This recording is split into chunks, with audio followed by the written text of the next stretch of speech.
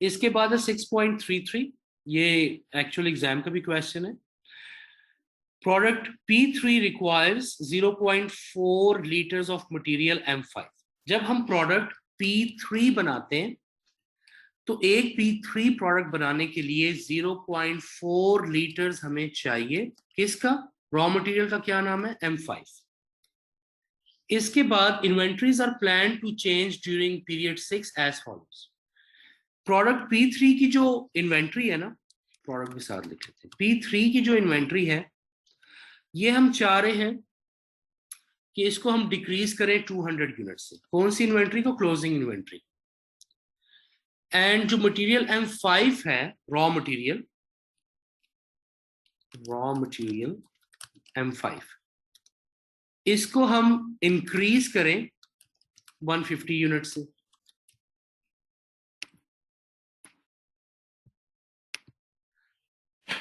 What else?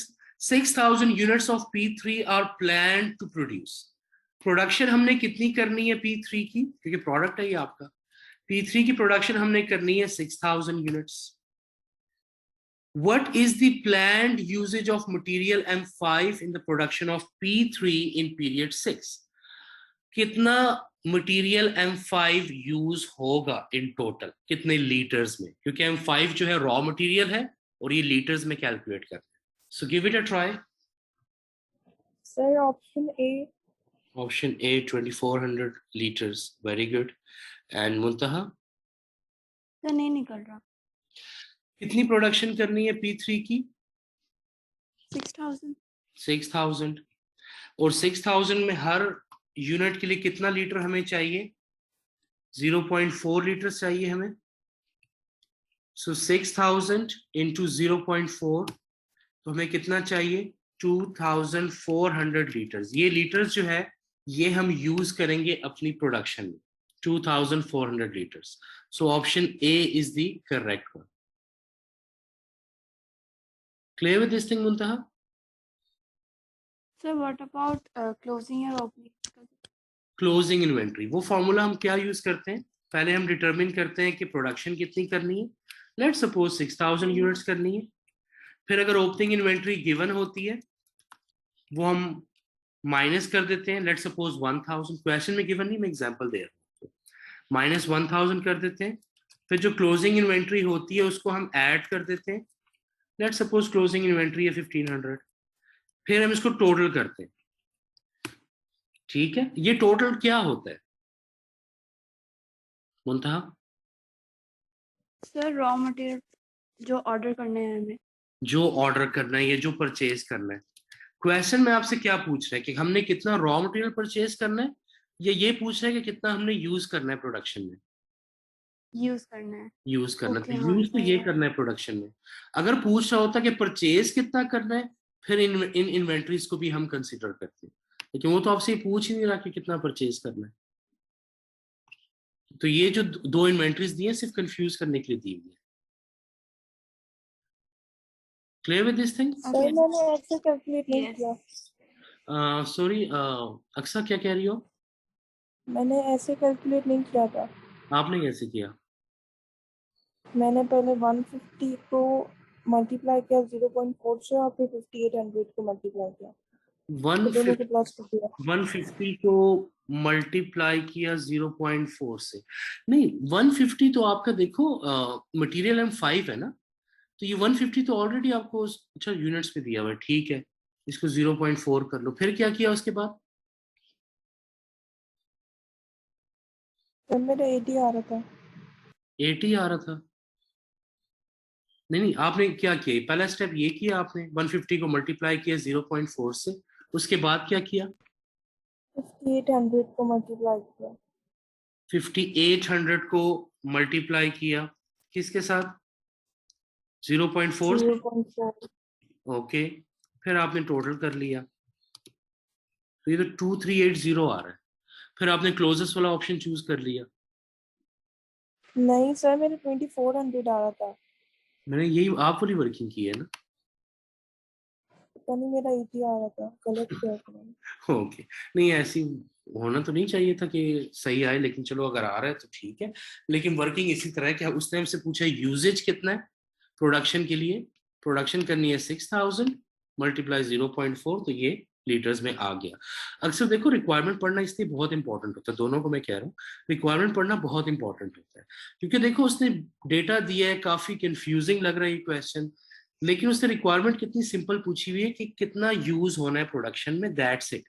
उसने तो आपसे ये पूछा ही नहीं है कि कितने हमने परचेज करने। बट नेचुरली जब स्टूडेंट ये क्वेश्चन फर्स्ट टाइम सॉल्व करता है तो वो क्या उसके माइंड में यही फार्मूला आ रहा होता है, जैसे मुंतहा के माइंड में आ रहा था, लेकिन वो ये ध्यान नहीं देता कि ये फार्मूला तो हम यूज करते हैं जब हमने रिक्वायरमेंट देखनी होती है कि कितना हमने परचेज करना। तो उसने तो क्वेश्चन पूछा ही नहीं है परचेज का, उसने तो क्वेश्चन और भी सिंपल पूछा हुआ। Clear with this thing? Yes. Muntaha clear हुआ? जी sir. Aqsa? Yes, sir. Okay, next question 6.31, ये भी एग्जाम स्टाइल क्वेश्चन है। What is the budgeted usage of material M in the next period? Usage की बात कर रहे हैं। Okay, 260 kilograms of material M are required to produce 1000 units of product P. Product P ये लोग बना रहे हैं। डेटा को हमेशा ऐसे एक्सट्रैक्ट करके जरूर लिखा करो, ये आपका क्वेश्चन बहुत आसान कर देगा।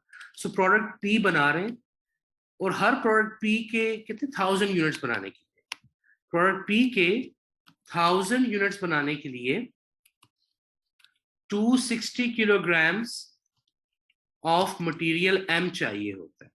मटेरियल M जो है ये रॉ मटेरियल है of course. Sales of product P is 6400 unit, ये हमारी सेल्स रिक्वायरमेंट है प्रोडक्ट P की। 6400 यूनिट हमने सेल करने।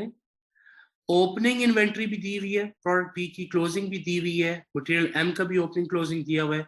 What is the budgeted usage of material M in the next period? Next period में हम कितना मटेरियल M यूज करेंगे?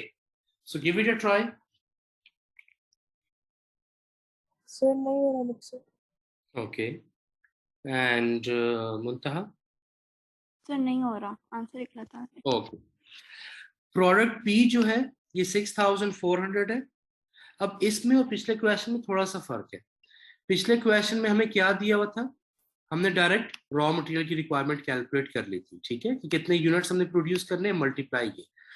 उसमें क्लोजिंग इन्वेंट्री दी हुई थी बट ओपनिंग नहीं दी हुई थी।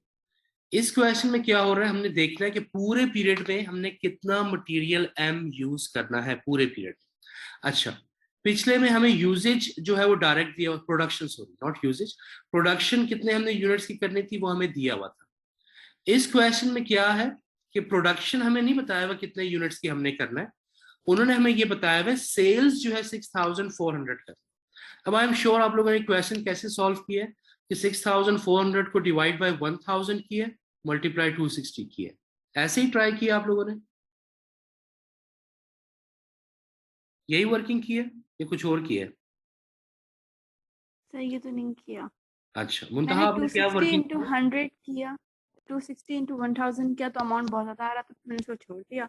फिर मैंने 1000 से रॉ जो इन्वेंट्रीज थी गिवन थी M की, वो मैंने माइनस की, तो आंसर सफाई अलग है। ओके, तो आपको समहाउ क्वेश्चन थोड़ा समझ नहीं आया, कोई मसला नहीं। एंड अक्सा आपने क्या वर्किंग की? सर मेरे इंटरनेट थोड़ा स्लो चल रहा है, मेरा ओके आंसर बहुत बड़ा आ रहा था। ओके, आपने क्या वर्किंग क्या की थी आपने? मैंने पहले 6400 को ओपनिंग और क्लोजिंग में प्लस माइनस किया, ठीक है, और वेरी फिर गुड। मैंने मल्टीप्लाई किया 6000 को 260 से, तो बहुत बड़ी वैल्यू आई। ओके, आप बिल्कुल राइट ट्रैक पे थे। अच्छा, मैं सॉल्व करवा देता हूँ। हमने सेल्स करनी है 6400, लेकिन यूजेज के लिए तो हमें सेल्स का पता होना जरूरी नहीं है, हमें प्रोडक्शन का पता होना चाहिए कि कितने यूनिट्स की प्रोडक्शन करनी है। तो प्रोडक्शन हम निकाल लेते हैं। सेल्स अगर हो रही है 6400 की, ओपनिंग इन्वेंट्री ऑलरेडी हमारे पास है प्रोडक्ट पी की, कितनी है 2600, ये माइनस कर लेंगे। क्लोजिंग इन्वेंट्री हमें चाहिए महीने के एंड पे 3000, तो टोटल कर लेंगे तो ये हमारे पास प्रोडक्शन आ जाएगी कि हमें प्रोडक्शन करनी पड़ेगी 6800 यूनिट्स। क्यों 6800 करनी पड़ेगी? सेल्स हमने करनी है 6400, ओपनिंग इन्वेंट्री जो मौजूद है उसको प्रोड्यूस करने की हमें कोई जरूरत नहीं है, वो माइनस कर लेंगे, और क्लोजिंग इन्वेंट्री हमें चाहिए तो वो प्लस कर लेंगे। तो हमने प्रोडक्शन कितनी करनी है? 6800। एक बात तो ये होगी। दूसरी बात अब हमने देखना है कि रॉ मटेरियल कितना चाहिए, कितना यूज होगा to produce 6800 units. To produce 6800 units, यहां पर है 260 kilograms of material M are required to produce 1000 units of P. 1000 units बनाने के लिए, इसको यहां भी लिख देता हूं, 1000 P के यूनिट्स बनाने के लिए हमें कितना किलोग्राम्स चाहिए? 260 किलोग्राम्स। तो इसको ऐसे कर लेते हैं कि 6800 डिवाइडेड बाय 1000, तो ये हमारे पास आ जाएगा 6.8। तो मतलब 6.8 दफा हमें मटेरियल बाय करना पड़ेगा, और हर दफा जो है कितने किलोग्राम्स है? 260 किलोग्राम्स। तो मल्टीप्लाई कर लेंगे 260 के साथ। सो 6880 डिवाइड बाय 1000, 6.8 टाइम्स हमें मटेरियल चाहिए इनटू 260 किलोग्राम्स। तो यूजेज कितना होगा? 1768 kilograms of material M to produce 6800 units of product P. Clear with this thing? So option A is the correct one. Sir ये तो रिपीट करें। Okay. इसमें और पिछले क्वेश्चन में क्या फर्क है? पिछले क्वेश्चन में प्लस एंड माइनस नहीं किया था। क्यों? क्योंकि यहां पर ना हमें डायरेक्टली बताए हुए थे कि कितने यूनिट्स हमने प्रोड्यूस करने हैं प्रोडक्ट P3 के। 6000 units of product P3 are plan to produce. Production हमें बताई हुई है, तो उसको मल्टीप्लाई कर लिया लीटर्स के साथ, तो हमारे पास यूजेज आ गया कि कितना हमने यूज कर। इस क्वेश्चन में ये डिफरेंट है कि यहां पर उन्होंने हमें प्रोडक्शन नहीं बताई हुई कि कितने यूनिट्स हमने प्रोड्यूस कर, बस उन्होंने ये बताया कि सेल हमने इतनी करनी और इतनी ओपनिंग इन्वेंट्री और क्लोजिंग इन्वेंट्री। तो सेल हमें पता है कि 6400 यूनिट्स करनी, तो 6400 तो प्रोड्यूस करने ही करने, लेकिन उसमें ओपनिंग इन्वेंट्री भी गिवन है 2600 की। तो ये 2600 ओपनिंग इन्वेंट्री है, ये ऑलरेडी मौजूद है, इसको प्रोड्यूस करने की जरूरत नहीं है, तो ये माइनस कर लेंगे इसमें से।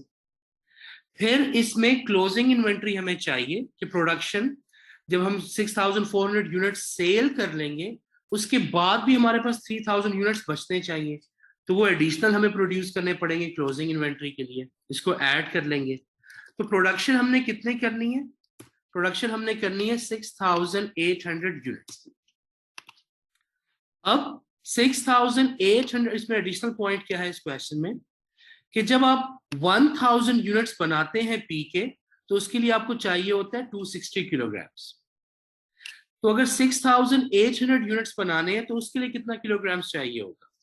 तो हम क्या कर सकते हैं, 6800 डिवाइडेड बाय 1000 मल्टीप्लाई 260, क्योंकि 1000 यूनिट के लिए आपको चाहिए 260 kilograms. So total production requirement 6800 divided by 1000 into 260 kilograms. तो आपके पास किलोग्राम्स आ जाएगा 768 kilograms. Clear with this thing? Yes. Muntaha? Yes. पता है क्वेश्चन में अगर आप लोगों ने इतनी प्रैक्टिस हमने कर ली है कल से, अगर आपने चीजें नोट की हो ना, तो क्या हो रहा है क्वेश्चंस में। अब जैसे कि हम बजटिंग के क्वेश्चंस कर रहे हैं, एस्टिमेशन के, अब टेक्निक सबको आती है, जैसे मुंतहा पिछले क्वेश्चन में करी थी, उसको फॉर्मूला बिल्कुल एग्जैक्टली आता है, और दोनों बच्चों को फॉर्मूला आता है, आई एम श्योर। लेकिन मसला कहाँ पे हो रहा है, सिर्फ वर्डिंग्स को चेंज कर रहा है और उसकी वजह से रिक्वायरमेंट चेंज हो रही है। फॉर्मूला वही चल रहा है, बस रिक्वायरमेंट देखने, कभी वो पूछ रहा है यूजेज का, कभी प्रोडक्शन दे रहा है फिर यूजेज का पूछ रहा है, कभी प्रोडक्शन बता ही नहीं रहा, सेल्स बता रहा है, तो प्रोडक्शन आपने फाइंड करनी है फिर यूजेज निकालना है, कभी वो डायरेक्टली परचेजेस का पूछ रहा है, कभी परचेजेस का क्वांटिटी में नहीं पूछेगा, डॉलर्स में पूछ लेगा, तो मल्टीप्लाई फिर जो परचेज प्राइस होगी उससे मल्टीप्लाई करना होगा। सिर्फ ये रिक्वायरमेंट्स चेंज करते रहते हैं, कॉन्सेप्ट वही रहता है जो फॉर्मूला हमने क्लास में पढ़ा। तो इसलिए जब भी रियल एग्जाम में आप या मॉक एग्जाम्स अटेम्प्ट करोगे, रिक्वायरमेंट को हमेशा 2 दफा पढ़ना है। बच्चे गलती ये करते हैं एग्जाम टेक्निक में कि वो डायरेक्टली क्वेश्चन पे जंप अप करते हैं, डेटा रीड करते हैं, डेटा निकालते हैं, फिर उनके माइंड में जो वर्किंग आ रही होती है उस पर फॉलो करते हैं कि अच्छा ये तो फॉर्मूला परचेजेस का होगा, ये फॉर्मूला डेटा पुट करते हैं, आंसर निकालते हैं और आंसर नहीं आ रहा होता। उसकी रीजन ये होती है कि उन्होंने रिक्वायरमेंट गौर से नहीं पढ़ी होती कि रिक्वायरमेंट क्या है। ये ए लेवल्स का पेपर नहीं है। ए लेवल्स में अगर आपको टीचर ने पढ़ाया ना परचेजेस, तो एग्जाम में हमेशा परचेजेस ही पूछेगा, उस क्वेश्चन को चेंज नहीं करेगा। यहाँ पर क्वेश्चन चेंज होंगे हमेशा, उसी फॉर्मूले को वो देखेगा कि कितने डिफरेंट तरीके से वो क्वेश्चंस बना के आपको दे सकता है। तो इस चीज का जरा ध्यान देना है। Clear with this point? जी सर। अक्सर ओके।